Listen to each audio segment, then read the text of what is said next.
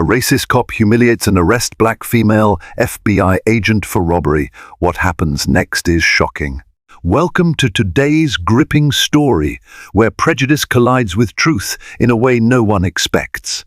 Our tale begins in the bustling city of Atlanta, home to towering skyscrapers, lively music venues, and the iconic Mercedes-Benz Stadium. Amid the frenetic energy of this vibrant metropolis, a single moment of injustice sets off a domino effect of drama and discovery. When a black female FBI agent is humiliated by a racist cop and wrongly accused of robbery, a spark of tension ignites into a blaze of mystery. Prepare yourself for heart-pounding twists, clandestine revelations, and a journey that delves deep into the concepts of integrity, resilience, and karmic retribution. Before we dive in, if you're new here, don't forget to subscribe and hit that notification bell so you never miss an update. If you're excited about this story, let us know. If you enjoyed the video, press 1. If not, press O. Your feedback really inspires me to gather more uplifting and meaningful stories.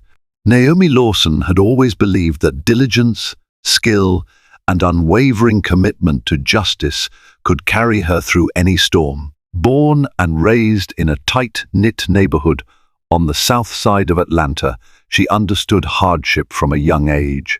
Street violence, economic struggles, and fractured communities were all too familiar to her. Yet, it was these very challenges that fueled her passion for becoming an FBI agent. She told herself that, one day, she would protect those who felt defenseless. On the day her life nearly turned upside down, Naomi stepped out of her silver Toyota Camry and into the hustle and bustle of the Lenox Square shopping complex. Her mission was entirely unrelated to her profession. She simply needed a new outfit for an upcoming FBI conference in Washington, D.C. A rumored reshuffling at headquarters had the entire bureau on edge, and Naomi wanted to make sure she looked professional, confident, and unflinching. With her badge and credentials tucked securely inside her purse, she strolled into Macy's, excited at the prospect of a rare moment of normalcy. What Naomi didn't know was that her routine shopping trip would intersect with one of the worst displays of prejudice she had ever encountered. Within half an hour, she would be surrounded by flashing lights, public humiliation, and a fateful arrest. And the man behind it all would be Officer Jared Mitchell, a cop whose prejudice ran far deeper than even he could admit. The next few hours would not only challenge Naomi's faith in justice, but also lead to shocking revelations that would haunt them both. Officer Jared Mitchell prided himself on being a law and order kind of man, but deep down, he carried biases he refused to confront. An 8-year veteran of the Atlanta Police Department, Mitchell boasted an impressive arrest record. In truth, he often gravitated towards stereotypes to make snap judgments. In the past, these instincts had led him to the occasional, uneasy confrontation. Yet, in the insular culture of his precinct, few dared challenge his approach. Some saw him as the hero of the department, while others quietly muttered about the lines he consistently blurred. His morning had started with black coffee from Starbucks, a donut from Krispy Kreme, and a grim determination to make a real difference that day. When a frantic call from Lenox Square security mentioned a possible robbery suspect, a black woman, Mitchell's pulse quickened. His co-workers would later note the gleam in his eye. He blasted his Ford Interceptor through mid-morning traffic, weaving between Ubers and delivery vans. Somewhere in the back of his mind, a narrative was already forming. Another criminal, another chance to show the city that he wouldn't let a perpetrator slip away. Unbeknownst to Mitchell, the so-called suspect was Naomi Lawson, quietly browsing a rack of business suits. But as soon as he strode into the department store, scanning the aisles for anyone who fit the description, Mitchell's bias zeroed in on Naomi like a radar. Standing at the perfume counter with a thoughtful look on her face, Naomi was comparing scents. Mitchell, convinced by nothing more than a prejudiced hunch, decided she was a thief. His hand hovered near the Glock on his belt, ready to escalate in a heartbeat. Naomi paused for a second, enthralled by the subtle difference between two perfumes, one by Dior, the other by Chanel. The store's overhead music drifted faintly, a top 40 track that somehow rendered the environment both lively and impersonal. As she leaned forward to sniff a paper strip, she noticed Officer Mitchell from the corner of her eye. Tall, broad-shouldered, and radiating a sharp, scrutinizing energy, he advanced with the predatory caution of a hunter. At first, Naomi assumed he might be investigating a shoplifter elsewhere in the store, and she fully intended to cooperate if asked about anything she'd witnessed. But the look in his eyes was unsettling. Then came the moment that still played over in her mind long after. He stopped barely a foot away, glared at her, and demanded in a cold, clipped tone, "Monsieur AM, I need you to step away from the counter." His words bristled with a certain hostility she'd encountered only rarely. Confused, Naomi let the perfume strip slip from her fingers. "Is there a problem, officer?" she asked calmly, maintaining a polite tone despite her heart skipping a beat. Instead of an explanation, Mitchell roughly grabbed her wrist and yanked her away from the display. Before Naomi could protest, he pinned her arm behind her back as several horrified customers gasped. The perfume sales associate, a young woman sporting a Macy's name tag that read Shelley, looked on in shock and confusion. In that instant, Naomi's instincts flared. She knew to keep calm, yet every fiber of her being roiled in anger. She tried to speak, but Mitchell cut her off. "Don't play innocent with me," he spat, ignoring her attempts to remain civil. The entire store seemed to freeze, bathed in fluorescent lights that caught every bead of perspiration forming on Naomi's brow. People crowded around the spectacle. Smartphones emerged, the faint click of camera shutters capturing the moment. A mother shielded her child's eyes, a teenager openly gawked and whispered to his friend. Naomi wanted to break free, to thrust her FBI badge in this officer's face and demand respect. But she knew that a rash move could end badly, especially with the tension in her attacker's body, evident in the bruising force of his grip. Shelley, the sales associate, found her voice. "Officer, what's going on? She hasn't done anything." "I've been here the whole time. I can vouch that." Mitchell shot her a glare so venomous that Shelley backed up in fear. Without giving Naomi a chance to respond, Mitchell dragged her toward a quiet corner near the dressing rooms. His words came in harsh bursts that only Naomi could fully hear. "I know your type," he hissed. "Don't even think of playing the victim with me." At that point, Naomi, wincing from the increasing pain in her shoulder, managed to say through gritted teeth, "Check my purse. You'll see I have an ID." She tried to keep her tone measured, but each second that passed only escalated the humiliation. Mitchell's face twisted in suspicion. Reluctantly, and with an air of mocking courtesy, he snatched her purse and rifled through it. Naomi's FBI badge was right there, tucked neatly next to her wallet. But the revelation didn't bring the immediate relief Naomi had hoped for. Instead, Mitchell's eyes bulged with something akin to panic, swiftly followed by denial. He snapped, "You think this is going to get you out of trouble?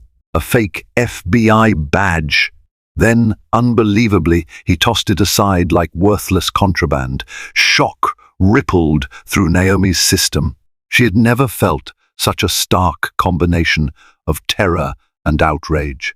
She'd spent years earning her position at the FBI, enduring grueling training at Quantico, passing extensive background checks, and committing herself wholeheartedly to serve and protect. And here was an officer, someone who was supposed to be an ally in law enforcement, treating her with utter contempt. Naomi swallowed, feeling the dryness in her throat as her mind raced. Could this be some misguided operation? Was Mitchell perhaps responding to faulty intel? The more she studied his face, the more she recognized his unwavering hostility. This wasn't just a misunderstanding. This was prejudice, pure and simple. Mitchell snapped open the handcuffs on his belt and, in one swift motion, locked them around Naomi's wrists. The metal bit into her skin. His voice dripped with scorn. "You're under arrest for suspicion of robbery," he said, loud enough for the entire perfume section and the gathering crowd to hear. Indignant murmurs coursed among the onlookers. Several looked outraged, while others seemed too scared or unsure to interfere. Naomi felt the injustice like a punch to the gut. Before Naomi could utter another word, Mitchell began to hustle her toward the exit, ignoring Shelley's repeated attempts to protest. Outside, the midday Georgia sun was brutal, reflecting off the row of parked cars. The shrill wail of sirens approached, along with a second patrol vehicle from the Atlanta Police Department. Mitchell's backup was here, ensuring his narrative would gain momentum and making it that much harder for Naomi to prove her innocence in front of the baying onlookers. Word traveled fast. By the time Mitchell forced Naomi into the back seat of his Ford Interceptor, a small throng had gathered around the entrance to Macy's. Store security guards were trying to ease the commotion, while curious shoppers held their phones aloft to record the fiasco. Naomi could hear distant calls of "this is wrong" and "let her go," which momentarily bolstered her spirits. At least some people recognized the injustice. In the cramped back seat, the stifling heat made Naomi's heart pound even faster. She could smell leather, sweat, and the faint odor of fear that always seemed to accompany an unwanted trip in a patrol car. She forced her breathing to steady. Her mind needed to stay sharp. She was still an FBI agent, no matter how Officer Mitchell tried to paint her. She had rights. Mitchell jumped into the driver's seat, slamming the door. He made a curt radio call. Suspect apprehended. Female, mid-30s, African-American, claims to be an FBI agent. Request immediate processing at the precinct. The words curdled Naomi's stomach. He wasn't even acknowledging her actual identity, just the claim that she was FBI. She pressed her forehead against the metal grate, separating her from the front seats. She tried again to reason with him through the tiny gaps in the grate. "Officer, please. I'm Agent Naomi Lawson, FBI. My badge is legitimate. This is a huge mistake. Call the FBI field office in Atlanta. They can verify my identity in seconds." Mitchell responded with a derisive snort. "Oh, I'll make a call, all right. But I'm pretty sure the Bureau's never heard of you." Something about the strained tremor in his voice made Naomi suspect he harbored more than just a racist attitude. There was deeper anger, maybe even fear. The question was, fear of what? The trip to the police precinct was a surreal, jarring journey for Naomi. She'd been in countless police stations across the country, coordinating task forces or chasing leads as part of her FBI duties. But never before had she felt this sense of powerlessness as she was escorted inside, flanked by uniformed officers who handled her like a dangerous criminal. Embarrassment coursed through her veins, but she forced herself to keep a steady gaze, remembering her training and her unwavering sense of duty. Officer Mitchell led her into a brightly lit booking area. The gaudy fluorescent lights cast unkind shadows on her face. Rows of chairs lined the walls, filled with people awaiting processing, some for minor offenses, others for more serious crimes. Whispered conversations halted when Naomi, dressed in a stylish business outfit, was paraded in handcuffs past them. An older woman, presumably picked up for jaywalking or a similar minor offense, looked up with wide eyes and muttered, "Lord, what's the world coming to?" Meanwhile, a younger man glared at Mitchell as though he sensed something rotten in the air. The booking officer, Sergeant Alicia Vasquez, blinked in confusion when Mitchell pushed Naomi forward. "What's the charge?" Sergeant Vasquez asked, her voice a mixture of skepticism and professionalism. Naomi seized the moment to speak clearly. I'm Agent Naomi Lawson with the FBI. This is... Mitchell cut her off. Suspect is booked on suspicion of robbery at Lenox Square, possibly carrying fake federal credentials. His terse statement sparked an immediate look of concern in Sergeant Vasquez's eyes. She'd worked with the FBI field office in Atlanta on several joint investigations before. The mention of fake credentials from that office was not something to be taken lightly. Yet, the deeper question lingered. Why was an FBI agent being paraded like this? Sergeant Vasquez examined Naomi's ID, scanning the badge and credentials that Mitchell had tossed onto the booking counter. The sergeant's eyes darted between Naomi and the information in front of her. Naomi, feeling a spark of hope, gently repeated, "Please contact the Atlanta FBI field office. They can confirm everything." While Vasquez typed furiously on her computer, Mitchell leaned against the counter, arms folded over his broad chest, exuding smugness. A faint twitch of apprehension flitted across his face, though. It was as if he dreaded the possibility that Naomi's credentials might actually be authentic. His pulse thrummed with a nervous energy that he disguised behind a veneer of arrogance. After a few moments, Sergeant Vasquez frowned. "I can't confirm her identity through the system. That's strange." Naomi's heart seized. She had no illusions that the FBI's database was foolproof. Glitches happened, and certain field agents' records could be locked behind clearance levels. Still, the immediate failure to verify her status was a severe blow.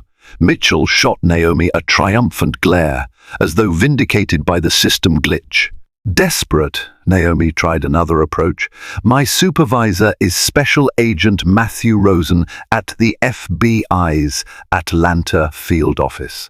You can call or email him directly. He can speak for my identity." She rattled off the bureau-issued phone numbers and email addresses in a calm, measured tone. But Mitchell interrupted again. "You're not going anywhere until we've sorted this out," he snapped. Then, with a tone dripping condescension, he leaned closer to Naomi and whispered, "We'll see how your fairy tale holds up in an interrogation room." Sergeant Vasquez, looking uneasy, nonetheless pressed a button to signal additional officers to process Naomi. A swirl of conflicting emotions filled the air: curiosity, skepticism, and a more sinister tension. Naomi braced herself. It was time to draw on every ounce of resilience and keep from unraveling under the weight of injustice. A tall, lean officer named Brian Wu led Naomi down a narrow hallway to a small interrogation room. Its cinder-block walls, painted a drab beige, reminded her of some of the less welcoming precincts she'd visited as an FBI liaison. Inside was a simple metal table, 2 battered chairs, and a single overhead light. Wu removed her handcuffs at the table, but left her wrists red and aching. He seemed less aggressive than Mitchell, but no more trusting. Even as Naomi sat, she kept her spine straight, projecting calm authority. She refused to be cowed by prejudice. "Officer Wu," she began, clearing her throat, "I need you to understand there's been a massive mistake. I'm FBI, assigned to the Violent Crimes Task Force. You can confirm everything by calling my direct supervisor." Wu's gaze flickered with uncertainty. He reached up and scratched the back of his head, as though grappling with an uncomfortable reality. "I'll pass on the information," he offered diplomatically, "but I can't let you go until we have official confirmation." Naomi nodded, swallowing her frustration. She had to maintain composure if she wanted any chance of resolution. Outside the room, she could hear the faint echo of Mitchell's voice, presumably bragging about his arrest. Though she couldn't make out his exact words, his tone sounded self-satisfied. Every second that passed felt like an eternity. Yet Naomi relied on her training to stay focused. She knew that the FBI would eventually notice her absence. She was expected at a crucial briefing tomorrow. The Bureau would call or come looking for her if she failed to check in. But the looming question was how much damage Mitchell could inflict before that happened. The possibility of him fabricating evidence to justify this arrest weighed heavily on her mind. And somewhere in the building, Naomi suspected, Mitchell was plotting his next move, determined to prove that she was the villain he imagined her to be. Officer Jared Mitchell paced back and forth in a secluded alcove near the precinct's break room, gripping his phone tightly. He'd already tried to justify his arrest to one of his colleagues, but the seeds of doubt had begun to spread among the force. Some questioned how a supposed robber had ended up carrying credentials that looked awfully real. Mitchell's frustration built like a hot coil in his stomach. He reached a shaky hand for the phone, dialing a number that rang twice before a terse voice answered. "What is it?" the voice demanded. If Naomi had been listening in, she would have recognized the name Detective Roland Pierce, a figure with a checkered reputation and rumored ties to corruption within the department. Together, Mitchell and Pierce had navigated morally grey waters before, turning blind eyes in exchange for strategic favors. This time, though, the stakes felt higher. "We've got a problem," Mitchell muttered, lowering his voice. "That suspect she's claiming to be FBI. Badge and everything, but I'm not sure if it's fake." Silence crackled on the other end of the line before Pierce responded. "Don't let her go. We've got bigger issues at stake than your pride, Jared. If she's FBI, that means she could be sniffing around things she's not supposed to see. Play it smart. We can't risk having the Bureau poking around." Mitchell's heart pounded. He realized then that the situation was more complicated than just his own prejudice. If Pierce was worried about the FBI sniffing around, it meant there might be an entire undercurrent of corruption at play, something that had little to do with Naomi's identity and everything to do with shutting her down. "I'll handle it," Mitchell promised in a grim whisper.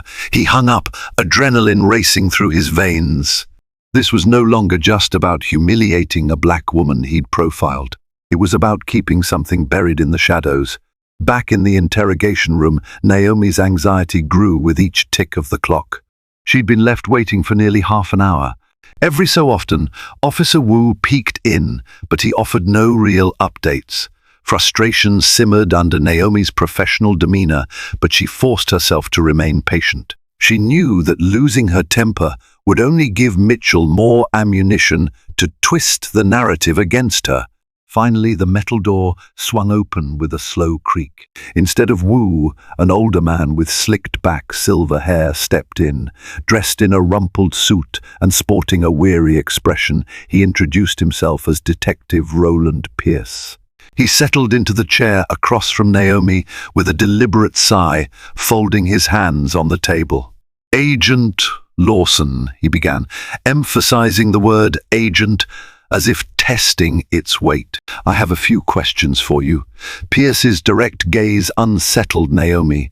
Something in his eyes hinted at cunning, like he was assessing her for weaknesses. Still, she had to maintain control. "Go ahead," she said calmly. Pierce flipped open a file, scanned it, then pinned Naomi with a piercing stare. "We're still trying to verify your credentials. But let's assume for the moment that you are FBI. Why were you at Lenox Square? And why would mall security think you were involved in a robbery?" Naomi stiffened. "I was shopping for a business suit." "As for why they would suspect robbery, you'd have to ask your officer, Officer Mitchell. He approached me out of nowhere and arrested me without cause." She locked eyes with Pierce, refusing to show fear. "I want my supervisor contacted immediately. You're violating my rights by keeping me here under false pretenses." Pierce, however, seemed unfazed by her demands. Instead, He flashed a thin smile. Let's not escalate. We just need to be sure we're not letting a criminal slip through our fingers. His tone suggested a quiet threat, hinting that things could grow more complicated if Naomi resisted his line of questioning. Outside the interrogation room, Sergeant Alicia Vasquez was growing more uneasy by the minute. She'd attempted to confirm Naomi's FBI status through standard channels, but each inquiry was met with a puzzling delay. It wasn't that the Bureau denied the existence of Naomi Lawson. It was that a specialized verification system was giving error messages, as though certain information about Naomi was locked behind a need to know clearance. That alone should have raised red flags for the precinct. Why would an ordinary suspect have that level of classification? Vasquez tried her best to remain impartial, but her gut told her that the woman behind those metal walls was no run-of-the-mill offender. She recalled working with the FBI on a bank heist case a few months back. Every agent she'd encountered carried themselves with a distinct aura of discipline. Naomi Lawson exuded that same aura. Deciding that something was amiss, Vasquez picked up the phone and dialed a direct line to the Atlanta FBI field office. This time, she bypassed the usual verification channels, using a contact she'd made while assisting on another case, Special Agent Carla Moreno. Moreno was known for her no-nonsense approach.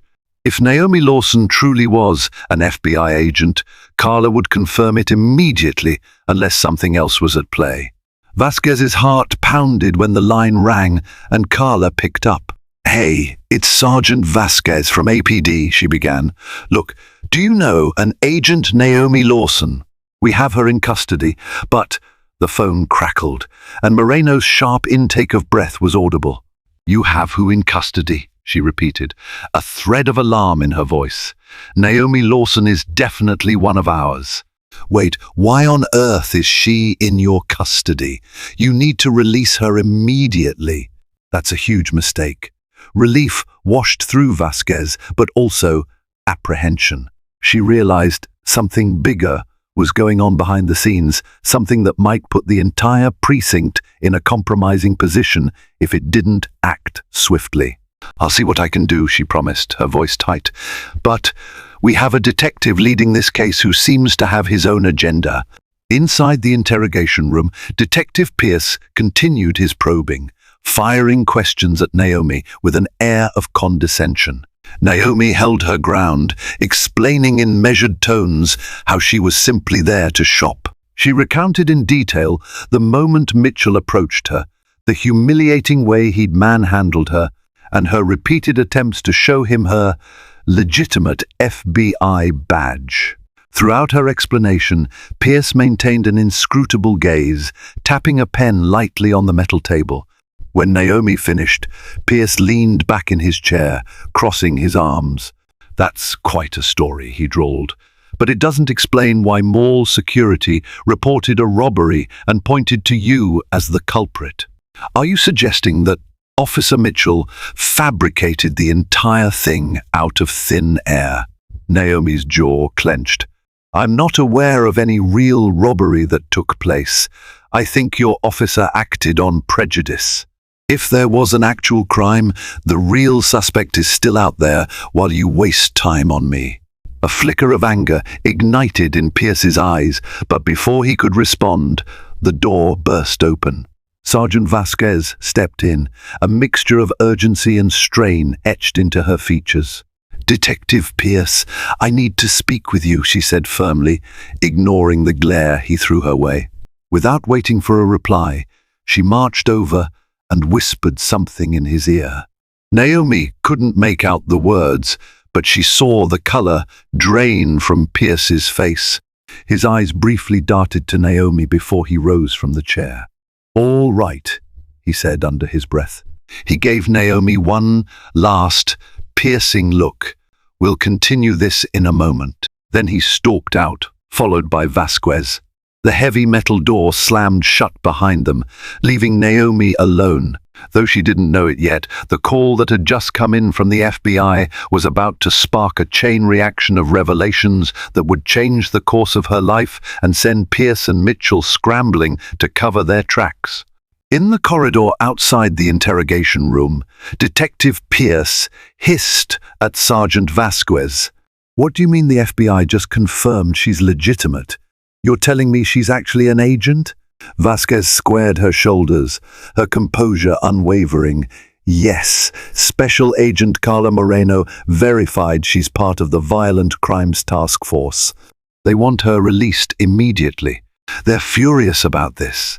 Pierce's expression darkened, his mind churned with possibilities and risks.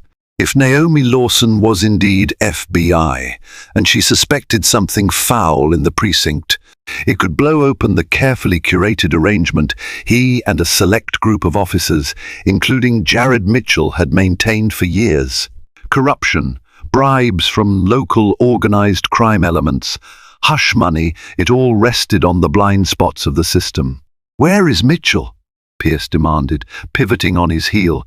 He needed to coordinate their stories before the entire precinct discovered the truth. If they admitted a mistake, they might salvage the situation.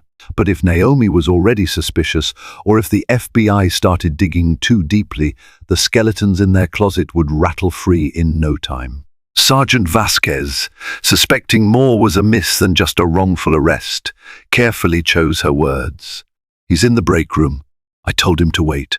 Look, detective, we can't hold Agent Lawson any longer. This is going to blow up in our faces if we don't cut her loose now." Pierce responded with a curt nod. "Fine, let's not do anything hasty. I'll handle the release paperwork. Keep her in the interrogation room until I finish. Understood?" Vasquez arched an eyebrow. "Understood," she replied evenly, but her gut told her that Pierce had no intention of a quick, clean release. As he strode off, she felt a sinking feeling in her stomach that events were spiraling toward a confrontation. Meanwhile, Officer Jared Mitchell paced in the break room, hands clenched at his sides. He'd just learned from a very agitated Detective Pierce that Naomi Lawson was, indeed, a real FBI agent. A trickle of sweat ran down the back of Mitchell's neck. He hated the idea of being wrong, especially in such a high-stakes scenario. But his fear went beyond simple embarrassment. If the FBI started investigating, they'd uncover the web of side deals and manipulative tactics that he and Pierce had orchestrated for years. He sank into one of the vinyl chairs, head in his hands, recalling how easily he'd allowed his prejudice to cloud his judgment. He'd wanted so badly to pin a crime on a black woman who dared shop in a department store he perceived as above her station. Now, that same bigotry had led him to arrest a federal agent. The ramifications could be career-ending worse if the FBI sniffed out the rest. Pierce appeared suddenly, his voice low and urgent. "We've got a problem, Mitchell. Lawson is definitely FBI." Vasquez confirmed it. "The brass will have our heads if we don't handle this carefully. And if the FBI digs into any of our other operations." He trailed off, but the warning was clear. They both knew what could happen if certain files or bank records were brought into the light. Mitchell swallowed hard. "So what do we do?" he asked, a note of desperation creeping into his voice. Pierce's jaw tightened. "We release her, but we do it in a way that doesn't give her cause for further investigation. We say it was a misunderstanding. We apologize profusely. We do whatever it takes to keep her from looking deeper." Mitchell nodded, though a flush of resentment colored his cheeks. He loathed the idea of apologizing to someone he'd treated so horribly. But he also recognized he had no choice. If he didn't cooperate with Pierce's plan, he risked losing far more than just his badge. While Mitchell and Pierce hashed out their desperate plan, Naomi sat alone in the interrogation room, listening to the dull hum of the overhead lights. Her thoughts flickered between outrage, anxiety, and a steadfast resolve to see this injustice corrected. She was sure that once the FBI verified her identity, her release would be imminent. But a nagging unease gnawed at the back of her mind. Officer Mitchell's hostility suggested he had more to hide than just an overzealous approach to policing. The door swung open, and Sergeant Vasquez stepped inside, carrying a small envelope. She offered Naomi a reassuring smile. "Agent Lawson, I'm sorry about all of this," she said quietly. "We've verified your credentials with your field office. You'll be released shortly." Naomi exhaled in relief. "Thank you.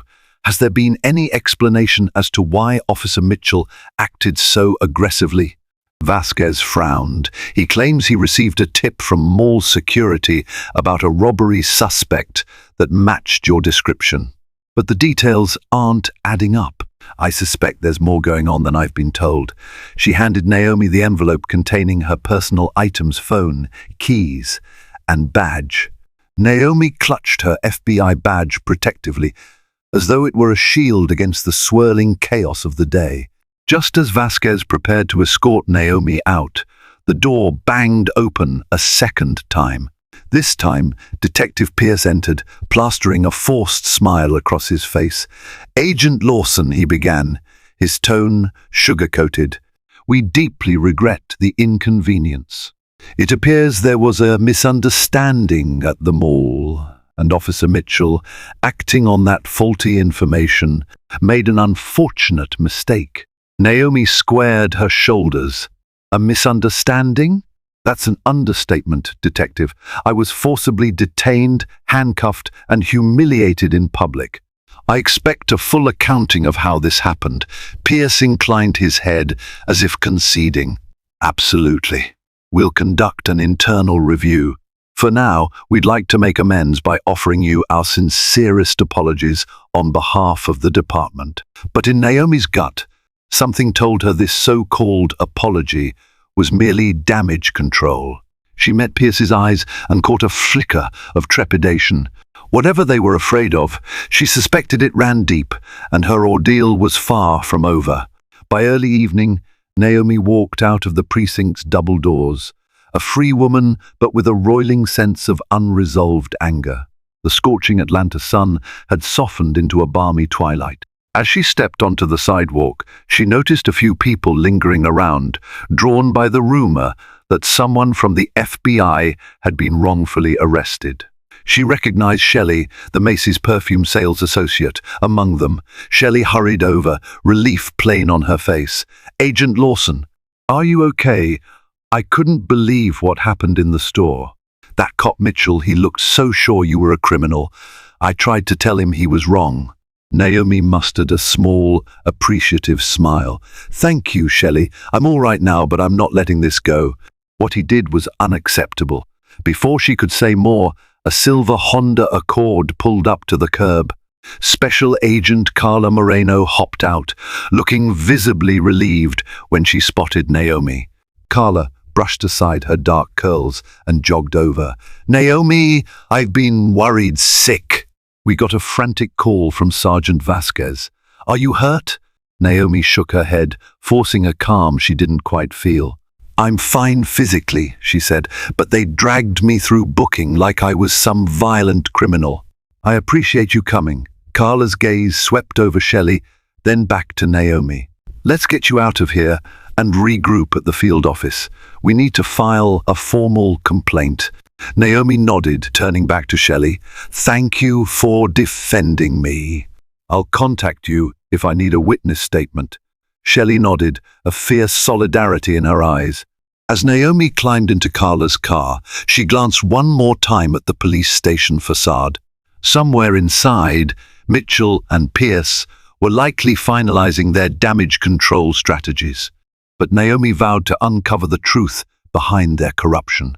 Little did she know that, in just a matter of days, she would unearth a conspiracy that reached further up the chain of command than she could have imagined, and that her life would be put in grave danger because of it.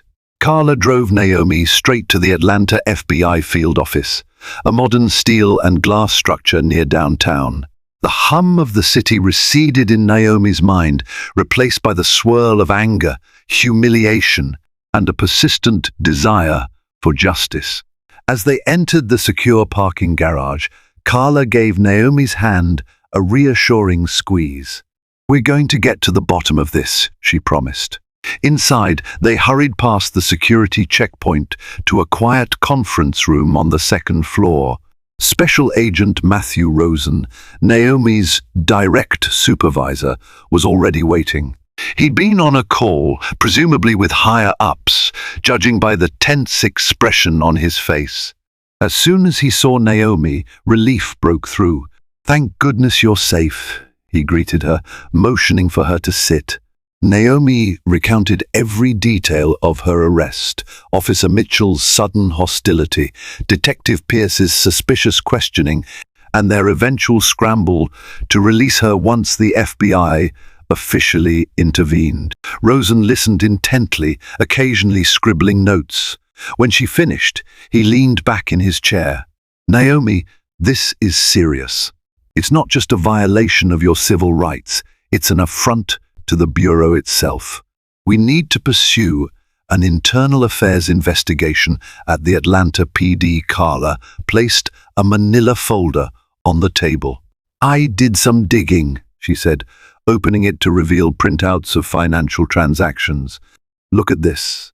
Officer Jared Mitchell's bank accounts show unexplained cash deposits. Same with Detective Pierce. It's consistent with bribery."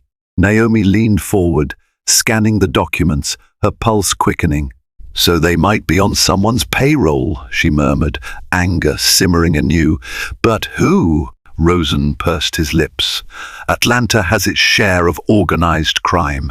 It's possible they're taking payoffs in exchange for ignoring certain illegal operations, drug trafficking, extortion. Who knows? If you stumbled onto them inadvertently by just being in the wrong place, that might explain why they targeted you so aggressively. They might have been terrified you were onto their scam." The conversation ended with a grim resolve. They would launch a covert investigation, quietly compiling evidence to expose Mitchell, Pierce, and any higher-ups involved. Naomi couldn't shake the memory of Mitchell's sneer or the chill in Pierce's gaze. Whatever they were hiding, she intended to shine the harshest light on it. The next morning, Naomi awoke in her modest Midtown Atlanta apartment, feeling a potent mixture of fatigue and determination. She barely slept, her mind churning with thoughts of how easily one officer's prejudice could derail a life and how the rot of corruption might run deeper than she'd initially assumed. She arrived at the field office early, skipping breakfast in her haste. There she joined Carla Moreno and a small team in a secure conference room lined with corkboards and pinned-up case files. Agent Rosen wanted this operation to be top secret.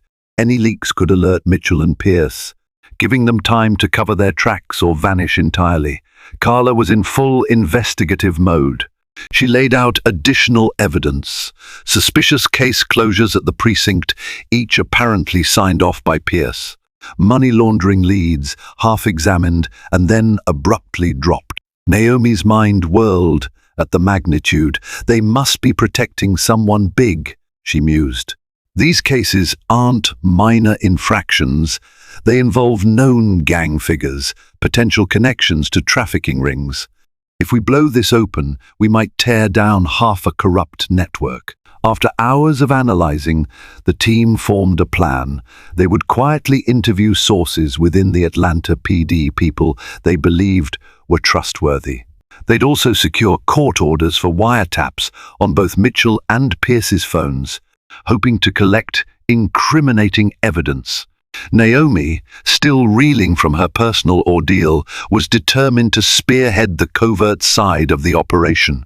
By mid-afternoon, Naomi found herself pacing near a window with a breathtaking view of the downtown skyline. The sun glinted off glass towers while traffic snaked below. She thought back to the humiliating moment in Macy's, the rattling fear when she was shoved into the patrol car, Anger flared once more, but she channeled it into a fierce resolve. She wouldn't just clear her own name, she'd dismantle the system that allowed people like Mitchell and Pierce to flourish. The next move was hers to make, and it would be a decisive one. Officer Jared Mitchell spent the day in a haze of paranoia. He patrolled his usual routes with forced nonchalance, pulling over motorists for minor infractions to maintain the appearance of normality. Yet, every time his radio crackled or he spotted another squad car, he felt a spike of dread. Shadows of suspicion seemed to lurk behind every corner, in every reflective storefront. Late in the afternoon, he sat in his cruiser near Centennial Olympic Park, sipping lukewarm coffee and contemplating his next steps. If Naomi Lawson was indeed a legitimate FBI agent, she might already be building a case against him. The thought twisted his stomach. He needed an out, a way to insulate himself. Reaching for his phone, he dialed Detective Pierce's number. Pierce answered on the third ring. "Mitchell," he said, sounding irritated. "I've told you I'm handling it." But Mitchell couldn't keep the quake out of his voice. "It's not that simple, Roland. If she's FBI, you know they're going to dig. We can't just pretend this never happened." Pierce swore under his breath. "Stop panicking. I have connections higher up. If we keep our heads down, this blows over. Don't do anything stupid." The call ended abruptly, leaving Mitchell even more on edge. The mention of Pierce's connections was hardly reassuring. It was the same vague promise he'd used whenever questionable deals happened in the past. As the sun dipped behind the Atlanta skyline, a suffocating sense of impending doom settled over Mitchell. He knew the walls were closing in. Whether he liked it or not, he was on a collision course with Naomi Lawson and the FBI. One slip, one piece of evidence, and everything he'd built on lies and corruption would crumble. A few days later, Naomi and Carla found themselves back at Lenox Square, determined to reconstruct the events of the supposed robbery. A hush had fallen over the department store that morning. Many employees recognized Naomi from the viral phone footage that had circulated online, a clip of her arrest, showing Mitchell's aggressive tactics and Naomi's calm protests. That video had ignited community outrage, shining an unwelcome spotlight on the Atlanta PD. Shelley, the perfume associate, greeted them with a warm but anxious smile. She led them to a private staff room behind the sales floor. "I'm so sorry you went through that," Shelley told Naomi, offering her a bottled water. "Officer Mitchell was out of control. I tried to tell him you hadn't done anything." Naomi nodded gratefully. "I appreciate you speaking up. We're here to see if we can find out who reported that robbery, if it really happened." Shelley exhaled sharply. "I asked the manager that same question. He said someone from mall security called it in. But as far as I know, no one saw any actual robbery. It was just talk." Carla jotted down notes. "Did you notice anything else unusual that day?" Shelley thought for a moment, then her eyes lit with recall. "Yes, there was a woman in a dark hoodie who seemed nervous, pacing near the exit. I couldn't get a good look at her face, but she left in a hurry right before Officer Mitchell showed up. I didn't think much of it at the time. It wasn't conclusive evidence, but it sparked Naomi's curiosity. Could that mysterious woman have been a real culprit in a smaller incident, which Mitchell seized upon to create a false narrative? Or was it orchestrated, a convenient excuse to arrest Naomi before she could stumble onto something bigger? As Carla and Naomi walked out of the staff room, a fresh wave of determination surged. They were closing in on the truth, and with every new piece of the puzzle, Mitchell and Pierce's scheme risked unraveling. The very next afternoon, a stroke of luck broke the case wide open. Special Agent Carla Moreno managed to secure wiretap recordings from a judge who recognized the seriousness of the allegations against the corrupt officers. The technical team installed the wiretaps on both Mitchell and Pierce's phones. and within a day, they struck gold. Huddled in a secure room at the FBI field office, Naomi and Carla listened through the muffled feed of an intercepted call. Pierce's voice was unmistakable. "We need to move that money. The feds are onto us, Jared." Mitchell's reply crackled with panic. "Where do we put it?" "My accounts are being watched. I can feel it." A tense silence followed, then Pierce's low command, "Dump it into the offshore holding. Our friend in City Hall will keep the paper trail hidden. After that, we lie low." Naomi's heart pounded. This was the smoking gun they needed to link both men to a broader criminal network money laundering, possibly with influential backers in the local government. The conspiratorial undertone of Pierce's words confirmed the depth of their corruption. Carla sat back in her chair, letting out a breath she hadn't realized she was holding. "This is bigger than I ever imagined," she whispered. Over the next hour, they continued to monitor calls in which Pierce warned Mitchell about that FBI chick and threatened to eliminate any loose ends.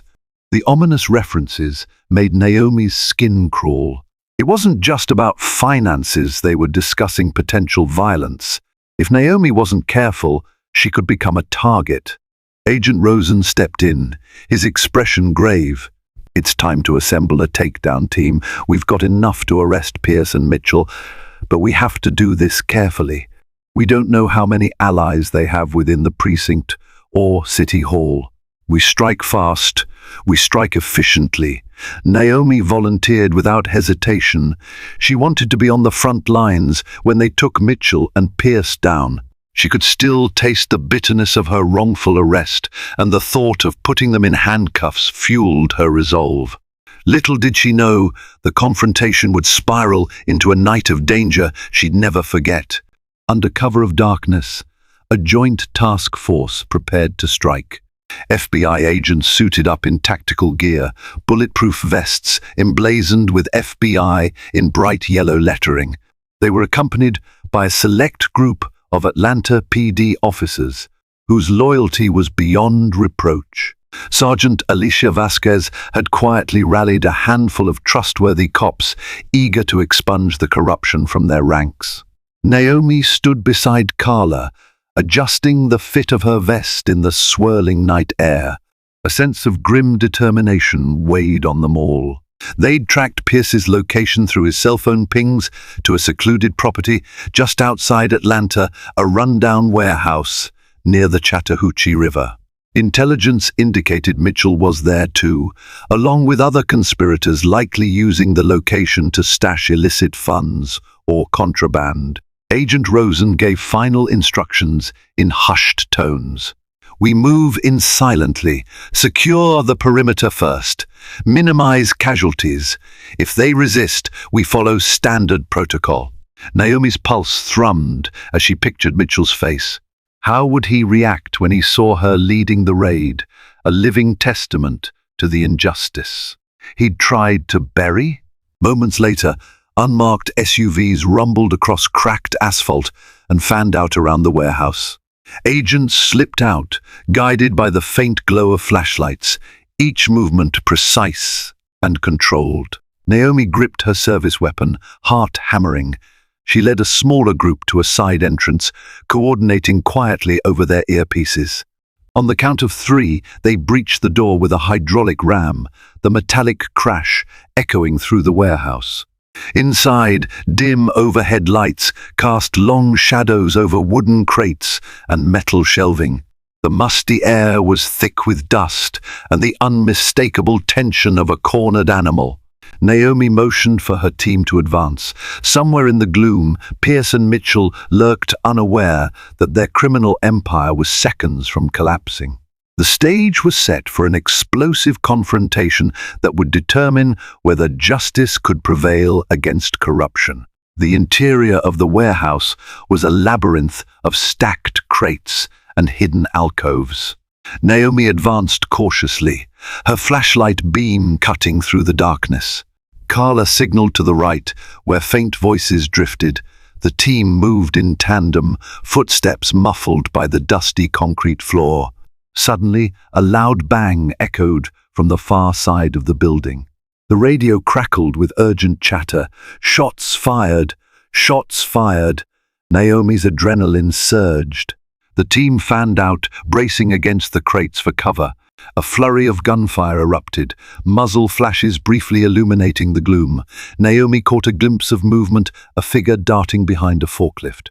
She signaled for her group to hold position, scanning for a clear shot. Her earpiece buzzed again. "We have multiple suspects armed. Pierce is confirmed on site. Mitchell's also here." Naomi exhaled, trying to steady her nerves. She crept forward, hugging the shadows. Then she heard a harsh voice barking orders. "Fall back, we're surrounded." It sounded like Detective Pierce. Another voice, panicked and shaking. "We can't let them take us alive. The boss will kill us if we talk." Naomi realized with grim certainty that these men were desperate. Drawing closer, she saw them, Pierce and Mitchell, crouched behind a makeshift barricade of crates.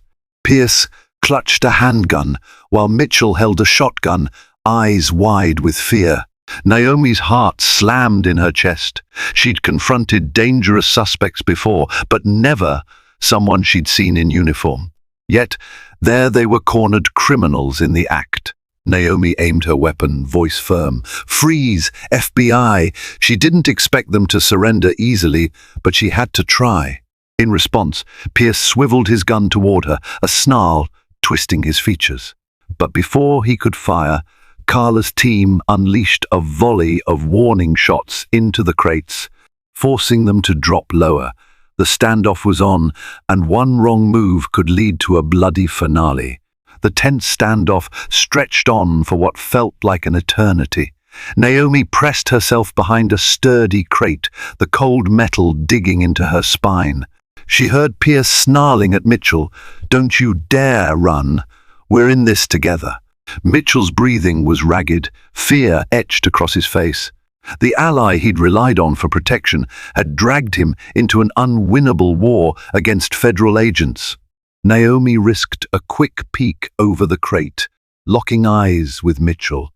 She could see the conflict roiling within him, fear, guilt, and a desperate sense of self-preservation. It was the perfect moment to exploit his hesitation. She shouted, "Mitchell, it's over. Drop your weapon and come out. We know everything, your offshore accounts, your deals with organized crime. You can't win this." Pierce rounded on Mitchell, eyes blazing with hatred. "Don't listen to her," he roared. "We'll find a way out. Think about the money, the alliances we've built. We're too far in to turn back." But Mitchell's grip on the shotgun faltered. Sweat dripped from his brow as he waged an internal battle. Naomi sensed he was close to breaking. A flash of resolve crossed Mitchell's face. He suddenly dropped the shotgun to the concrete floor, stepping away from it with shaky hands raised. Pierce whipped his head around, betrayal coursing through his features. "Traitor!" he spat, lunging for the shotgun. At that exact moment, the warehouse exploded with noise. Naomi's fellow agents seized the opportunity, storming forward. Multiple beams of light converged on Pierce, and within seconds he was pinned to the ground. Howling in rage, Naomi rushed up, her heart pounding in her ears. She kicked the shotgun away from Pierce's reach. Mitchell stood off to the side, hands still in the air, tears of frustration and regret welling in his eyes. In a single shattering moment, the corrupt enterprise they'd built lay in ruins, and the man who had once humiliated Naomi was now at her mercy. When the dust settled, uniformed officers, those loyal to Sergeant Vasquez, entered the warehouse. They promptly secured Pierce and the remaining conspirators with zip ties. Mitchell stood by in a daze, hands behind his head. His eyes sought out Naomi's, as though silently imploring for leniency or forgiveness. She approached him, keeping her weapon lowered but still ready. For a moment, they faced each other in the flickering lights of the warehouse. Naomi's voice was steady, though it carried the weight of all she'd endured. "Officer Jared Mitchell," she stated, producing a pair of handcuffs from her belt. You're under arrest for conspiracy, corruption, and obstruction of justice. Anything you say can and will be used against you in a court of law." Mitchell's shoulders slumped, resignation blanketing his expression. He didn't resist as Naomi cuffed him. The same man who'd so casually clamped cuffs on her in a department store, humiliating her in front of onlookers, now felt the cold sting of steel on his own wrists. Quietly, he asked, "How did it all go so wrong?" Naomi, unyielding, led him away. "You tell me," she said. "You chose greed, prejudice, and fear over protecting the people you swore to serve." Outside, the night sky enveloped the scene in a surreal hush. The team loaded Pierce and Mitchell into separate vehicles. Naomi stood by Carla, adrenaline still coursing through her veins. Carla offered her a relieved grin. "We did it," she breathed. "The entire ring is busted. Let's hope we can root out everyone involved, including their connections in City Hall." Naomi nodded, the enormity of it all washing over her. She recalled the mocking sneers, the raw humiliation, the deeper threat. Now justice was in sight. And as the convoy of squad cars departed the warehouse, their red and blue lights illuminating the darkness, Naomi felt the first glimmer of closure. News of the takedown spread like wildfire the next day. Local television stations and newspapers, such as the Atlanta Journal-Constitution, ran headlines about the shocking bust of a corruption ring within the Atlanta Police Department. B-roll footage showed Mitchell and Pierce being led into the courthouse in handcuffs. Their once proud uniforms were swapped for standard-issue jumpsuits, and cameras flashed as they tried to shield their faces. Citizens across the city reacted with a mixture of outrage and relief.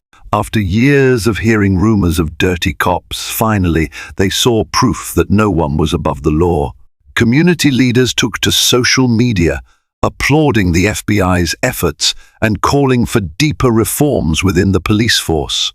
Shelley, the Macy's associate, posted a heartfelt message praising Naomi's bravery and expressing hope that such an incident would never happen again. Within the halls of the FBI field office, Naomi found herself on the receiving end of quiet congratulations and respectful nods. Though she'd never asked to be singled out, the story of her wrongful arrest and subsequent triumph had spread among her colleagues. More than a few felt inspired by her unwavering stand against injustice. In a small meeting room, Agent Rosen addressed Naomi and Carla. "Great work, both of you. The evidence against Pierce and Mitchell is overwhelming. We have bank records, wiretaps, confessions from co-conspirators who took plea deals. The entire city owes you a debt." Carla smiled, but then she exchanged a knowing look with Naomi. "We were just doing our jobs," Naomi said softly. Yet behind her calm exterior, Naomi felt a swirl of emotions. Relief, vindication, and a trace of lingering anger. She had survived an ordeal rooted in racial bias, and corruption emerged stronger. Yes, but also sobered by the stark reality that such injustices could happen at all. In the weeks to come, she would stand as a key witness in the trials against Pierce and Mitchell, ensuring they faced the full weight of the law. On a bright, crisp morning, Naomi arrived at the Fulton County Courthouse, wearing a tailored suit that exuded both professionalism and quiet confidence. She walked through the imposing marble foyer, passing rows of pew-like benches where reporters and curious citizens waited. The trial of Detective Roland Pierce and Officer Jared Mitchell had become a high-profile event, representing a broader reckoning with systemic issues in law enforcement. Inside the courtroom, cameras weren't allowed, but the atmosphere crackled with tension. Pierce sat at the defense table, clad in a pressed suit that couldn't disguise his haunted expression. Beside him, Mitchell appeared gaunt, dark circles under his eyes. Their legal team whispered urgently, sifting through reams of paperwork. When Naomi took the stand, every gaze pivoted toward her. She introduced herself as Agent Naomi Lawson with the FBI, then calmly described the events leading to her wrongful arrest. She spoke methodically, detailing the prejudice she encountered from Mitchell, the subsequent interrogation by Pierce, and the eventual discovery of their corrupt network. The defense squirmed, attempting to undermine her testimony, but each pointed question only solidified her account. She had the facts, the wiretaps, and her unwavering integrity on her side. As the trial pressed on, more witnesses stepped forward, officers coerced by Pierce, citizens intimidated by Mitchell, even a crooked City Hall official who testified under a plea bargain. Day by day, the picture became clearer. Pierce and Mitchell had engaged in a sprawling conspiracy, exploiting their authority for personal gain. The same uniform meant to protect and serve had become a tool of extortion and fear. By the time closing arguments arrived, it was undeniable. The jury took less than a day to deliberate before declaring Pierce and Mitchell guilty on multiple counts, including corruption, conspiracy, and violating civil rights. The moment the verdict was read, a collective exhale swept the room. Justice, at long last, had prevailed. In the weeks that followed, Naomi returned to her usual duties at the FBI, carrying the lessons from her ordeal. She refused to let bitterness cloud her perspective, but she also vowed never to underestimate the power of prejudice and corruption. Instead, she funneled her experiences into mentorship sessions with newer recruits, sharing insights about how to maintain poise and determination under pressure. The city of Atlanta, meanwhile, underwent a moment of introspection. The scandal prompted the mayor's office to order a top-down review of the police department. New leadership was brought in, with an emphasis on transparency, community outreach, and cracking down on misconduct. Sergeant Vasquez, recognized for her integrity, was promoted to a pivotal role in internal affairs, a change widely applauded by the public. One late afternoon, Naomi revisited Lenox Square. She felt a twinge of anxious memory as she passed the perfume counter at Macy's, where her ordeal began. But Shelley was there, greeting her with a bright grin and free perfume samples. Together, they shared a light-hearted moment that felt like reclaiming the space from the dark memory it once held. As Naomi walked away, a quiet sense of triumph filled her. She'd faced down institutional corruption, put away criminals in uniform, and stood up for her rights in the face of prejudice. But more than that, she had shown others, witnesses, co-workers, and total strangers that courage and integrity could prevail. It didn't erase the humiliation or the pain, but it forged something even stronger, a reminder that true justice was possible when good people refused to be silenced. Several months later, Officer Jared Mitchell watched from behind the reinforced glass of a federal penitentiary's visitation room. Stripped of his badge, he wore a drab uniform that belied his former position of authority. In a bitter twist, he now experienced the very powerlessness he once imposed on others. Detective Pierce, serving a longer sentence, was in a separate facility, their alliance shattered. Naomi, meanwhile, continued her work in the FBI's Violent Crimes Task Force. She was no longer just an agent. Her name had become synonymous with resilience and justice throughout the Bureau's Atlanta division. Requests for her collaboration poured in from other regional offices, each operation an opportunity to protect citizens from those who believed they were above the law. On a brisk morning at the FBI field office, Naomi received a commendation from the deputy director himself. The ceremony was a modest affair, a small group of agents and staff applauding her for exceptional bravery and upholding the values of law enforcement. As she stood to accept her plaque, she felt a surge of gratitude, not for the accolades but for the reminder of how vital the fight against injustice truly was. The real triumph, she realized, was the trust she'd helped restore in her community, in the FBI, and in the decent officers who genuinely cared about public safety. Stepping away from the podium, she spotted Carla, Shelley, Sergeant Vasquez, and Agent Rosen beaming at her from across the room. Their presence spoke volumes. Not every chapter ended neatly, but for once, the promise of karmic retribution had been fulfilled. In that moment, Naomi Lawson understood that the greatest victories come not just from punishing the guilty, but from galvanizing the righteous to stand taller, speak louder, and shine a light into the darkest corners of society. Thank you for joining us on this roller coaster journey of prejudice, perseverance, and ultimate justice. The story of Naomi Lawson's wrongful arrest, shocking humiliation, and eventual triumph reminds us that integrity can prevail against even the deepest-rooted corruption. We hope this tale has inspired you to stand up for what's right and to believe that, with courage and determination, truth can bring down any fortress built on lies. If you found this story riveting, please show your support by hitting the like button and sharing this video with others who appreciate a compelling narrative. And, of course, don't forget to subscribe to our channel for more dramatic, thought-provoking tales. Until next time, stay vigilant and stay hopeful.